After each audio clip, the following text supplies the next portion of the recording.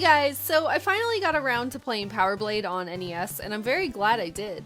I bought this poor discolored cartridge years ago, and for some reason I kept putting it off, but now it's had its time to shine. I love my action platformers, and this one really stands out. It first appealed to me because it had similarities to Batman and Vice Project Doom, which are two NES games I really enjoy. Especially Batman. I freaking love that game. The level design is similar to both games, you know, with the chemical factories and various futuristic warehouse-looking levels. I compare it to Sunsoft's Batman though for more reasons. Firstly, the robots. There are a lot of little robotic creatures in here that could easily be in the Batman game as well.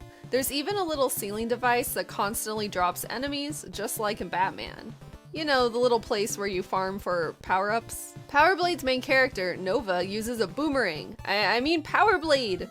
That kind of feels like a batarang. The original version of the game that was released in Japan, called Power Blazer, has a short and chunky little sprite that is quite Mega Man-like. There are also stages that have those iconic Mega Man disappearing blocks. Aren't those always awesome? Okay, enough with the comparisons. Let's move on to talking about the actual game that this review is about. Power Blade came out just months before the launch of the Super Nintendo in 1991. It even had a sequel on the NES, Power Blade 2, which came out a year later. At first I thought, wow, this is a bit of a late release for the NES. But then I remembered that Wario Woods exists, and that didn't come out until 1994, so never mind. You play as the very Schwarzenegger-inspired dude named Nova. How sick is that name, by the way? And it's up to you to save the new colony from aliens, and all the robots want you dead. Basically, the year 2191 is totally fucked up, and it's up to you to make things right. Your primary weapon in this game is called the Power Blade. Maybe that's why they named the game Power Blade, and it's really satisfying to use. It cuts through enemies like butter. You find items throughout the game that increase its strength and distance, which makes it even more badass.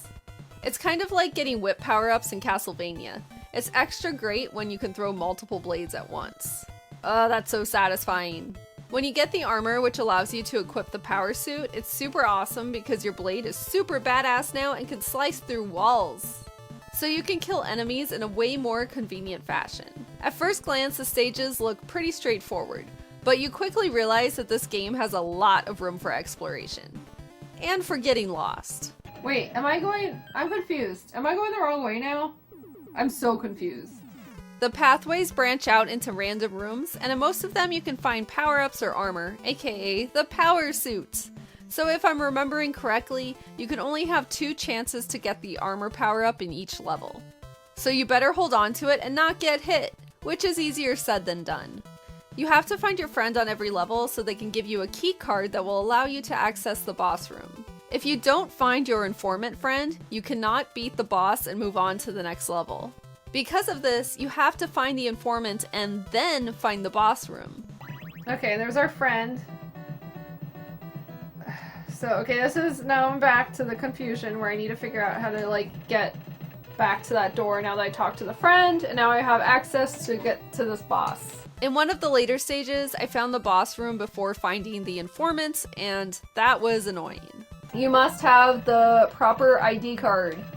Access denied. I don't have the ID card. Because of this, it might cause a situation where you find yourself at the beginning of the level and you have no idea how you got to the end of the level in the first place.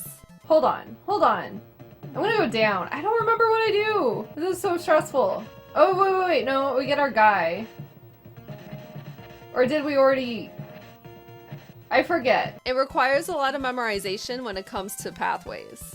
For someone like myself who can have trouble with where the hell do I go type of games, this can be quite frustrating. Everything will be just fine.